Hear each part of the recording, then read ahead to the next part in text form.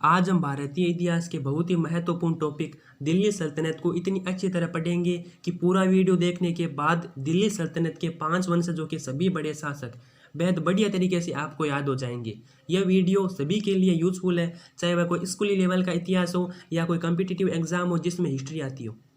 तो चलिए शुरू करते हैं। दिल्ली सल्तनत में 5 वंश हुए, लेकिन आपको बस एक लाइन याद रखनी है और वो लाइन है गुल खिला तो सैयद लोदी मिला। गुल खिला तो सैयद लोदी मिला। गुल यानी गुलाम वंश, खिला यानी खिलजी वंश, तो यानी तुगलक वंश, सैयद यानी सैयद वंश, लोदी यानी लोदी वंश।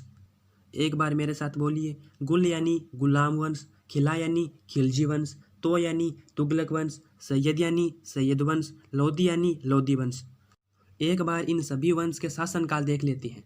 गुलाम वंश 1206 से 1290 ईस्वी, खिलजी वंश 1290 से 1320 ईस्वी, तुगलक वंश 1320 से 1414 ईस्वी, सैयद वंश 1414 से 1451 ईस्वी, लोधी वंश 1451 से 1526 ईस्वी। अगर आज तक आपको यह याद नहीं होता था कि कौन से वर्ष में कौन सा शासक है, तो आज वह आपको याद हो जाएगा। आपको बस वीडियो लास्ट तक देखना है और मेरे साथ साथ रिपीट करना है। दिल्ली सल्तनत का सबसे पहला वंश आता है गुलाम वंश। गुलाम वंश 1206 से 1290 ईस्वी तक रहा। कुतुबुद्दीन ऐबक ने 1206 ईस्वी में गुलाम वंश की स्थापना की। तराइन के द्वितीय युद्ध में राजपूत राजा पृथ्वीराज चौहान को बंदी बनाने के बाद ऐबक को भारतीय प्रदेशों का सूबेदार नियुक्त किया गया। वह दिल्ली, लाहौर तथा कुछ अन्य क्षेत्रों का उत्तरदायी बना। 1206 ईस्वी में मुहम्मद गोरी की मौत के बाद उसका गुलाम कुतुबुद्दीन ऐबक शासक बना। ऐबक 1206 से 1210 तक रहा। लाख बख्श, कुरान खां, ये सब ऐबक के अन्य नाम हैं। मैं साथ साथ में आपको फैक्ट भी बताता रहूँगा, जिससे आपको सारी जानकारी आसानी से याद हो जाएगी। ऐबक का अर्थ होता है चंद्रमा का देवता। ऐबक पहले गुलाम था और बाद में शासक बन गया, इसलिए वह लाखों में दान करता था। लाखों में दान करने के कारण उसका एक नाम पड़ा लाख बख्श शासक। ऐबक को बहुत अच्छी तरह से कुरान आती थी, इसलिए उसका एक नाम पड़ा कुरान खां। अब ऐबक के निर्माण कार्य देख लेते हैं। ऐबक के निर्माण कार्यों में सबसे प्रमुख है दिल्ली की कुतुब मीनार, कुव्वत उल इस्लाम मस्जिद और अजमेर का 2.5 दिन का झोंपड़ा। कुव्वत उल इस्लाम मस्जिद भारत की प्रथम मस्जिद है। अजमेर का जो 2.5 दिन का झोंपड़ा है उसे राजस्थान की प्रथम मस्जिद माना जाता है। 1210 ईस्वी में लाहौर में पोलो अर्थात चौगान खेलते हुए घोड़े से गिरने से ऐबक की मृत्यु हो गई थी। आगे मैं आपको गुलाम वंश की ट्रिक बताऊंगा, जिससे गुलाम वंश के सभी शासक आपको याद हो जाएंगे, इसलिए वीडियो को पूरा देखें। ऐबक के बाद आता है उसका गुलाम और दामाद भी इल्तुतमिश।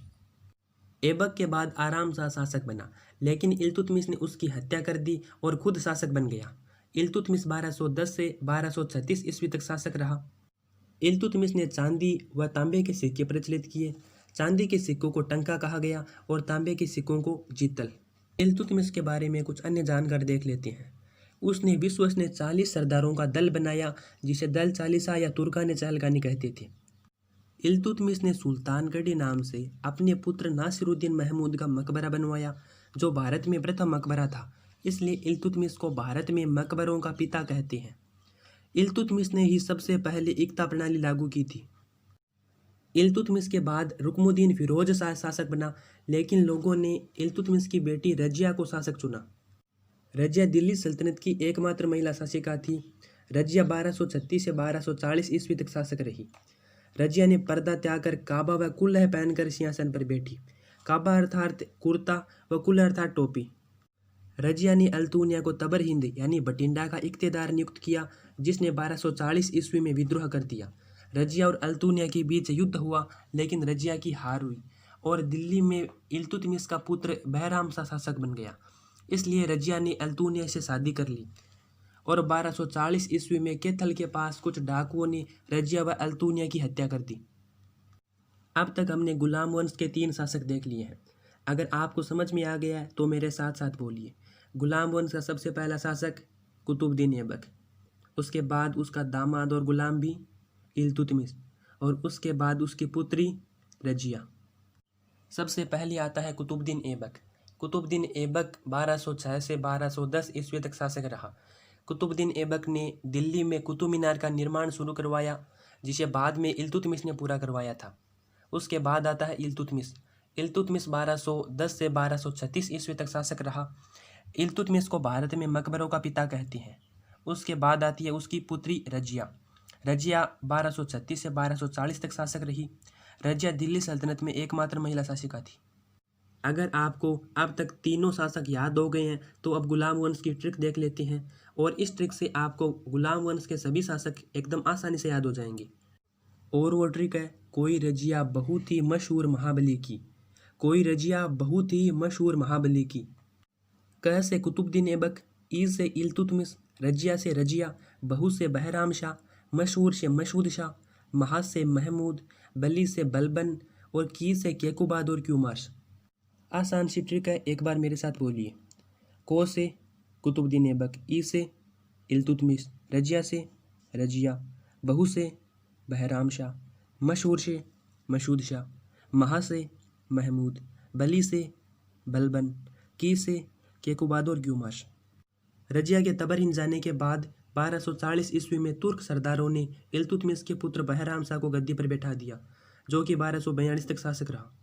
बहराम शाह के बाद 1242 ईस्वी में मसूद शाह सुल्तान बना, जो कि 1246 ईस्वी तक रहा। मसूद शाह के बाद 1246 ईस्वी में नासिरुद्दीन महमूद शासक बना, लेकिन समस्त शक्ति बलबन के हाथ में थी। 1266 ईस्वी में गयासुद्दीन बलबन शासक बना, जो एक महत्वपूर्ण शासक था। यह दिल्ली सल्तनत का पहला शासक था जिसने सुल्तान को पृथ्वी पर ईश्वर की छाया बताया। बलबन ने प्रतिवर्ष ईरानी त्योहार नवरोज मनाना शुरू किया। बलबन ने ईरानी परंपराओं सिजदा और पेबोस प्रारंभ की। सिजदा का अर्थ होता है साष्टांग दंडवत और पेबोस का अर्थ होता है शासक के पैरों को चूमना। बलबन ने ब्लड एंड आयरन पॉलिसी अर्थात रक्त और लोहा की नीति अपनाई। एक बार गुलाम वंश के बलबन से पहले के शासक के शासनकाल देख लेते हैं। सबसे पहला शासक आता है कुतुबुद्दीन ऐबक 1206 से 1210 ईस्वी। उसके बाद आता है इल्तुतमिश 1210 से 1236 ईस्वी। उसके बाद आती है रजिया 1236 से 1240 ईस्वी। उसके बाद आता है बहराम शाह 1240 से 1242 ईस्वी। उसके बाद आता है मसूद शाह 1242 से 1246 ईस्वी। उसके बाद आता है नासिरुद्दीन महमूद 1246 से 1266 ईस्वी। और उसके बाद आता है गयासुद्दीन बलबन 1266 ईस्वी से 1287 ईस्वी। गयासुद्दीन बलबन के बाद आता है केकुबाद, और केकुबाद के बाद गुलाम वंश का अंतिम शासक क्यूमर्स। 1290 ईस्वी में गुलाम वंश समाप्त हो गया और जलालुद्दीन खिलजी ने खिलजी वंश की स्थापना की। मुझे लगता है आपको दिल्ली सल्तनत का प्रथम वंश गुलाम वंश एकदम अच्छे से समझ में आ गया होगा। अगर आ गया है तो मेरे साथ एक बार गुलाम वंश को वापस दोहराइए। गुलाम वंश में सबसे पहला शासक आता है कुतुबुद्दीन ऐबक। कुतुबुद्दीन ऐबक 1206 से 1210 ईस्वी तक शासक रहा। लाख बख्श और कुरान खां ऐबक के अन्य नाम हैं। कुतुब मीनार, कुव्वतुल इस्लाम मस्जिद और अजमेर का ढाई दिन का झोंपड़ा ऐबक के निर्माण कार्य हैं।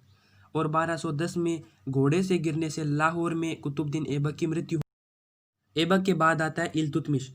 इल्तुतमिश 1210 से 1236 ईस्वी तक शासक रहा। ऐबक ने चांदी का सिक्का टंका व तांबे का सिक्का जीतल चलाई। ऐबक ने तुर्कान चहलगानी की स्थापना की। ऐबक को भारत में मकबरों का पिता कहते हैं और ऐबक ने सबसे पहले इक्ता प्रणाली लागू की थी। इल्तुतमिश के बाद आती है उसकी बेटी रजिया। रजिया 1236 से 1240 तक शासक रही। रजिया दिल्ली सल्तनत की एकमात्र महिला शासिका थी। रजिया पर्दा त्याग कर काबा और कुल्ला पहनकर सिंहासन पर बैठी और 1240 में रजिया की डाकुओं ने हत्या कर दी।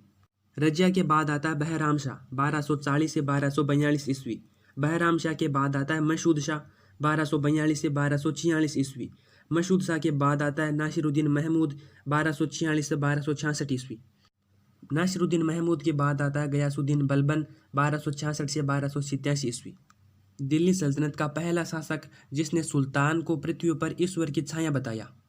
ईरानी त्योहार नौरोज मनाना शुरू किया। सिजदा और पेबोस को लागू किया। ब्लड एंड आयरन पॉलिसी को भी लागू किया। गयासुद्दीन बलबन के बाद आते हैं केकुबाद और क्यूमार्स, जो कि 1287 से 1290 ईस्वी तक रहे। अगर दिल्ली सल्तनत समझ में आ गया है तो वीडियो को लाइक कीजिए और अपने दोस्तों के साथ शेयर कीजिए।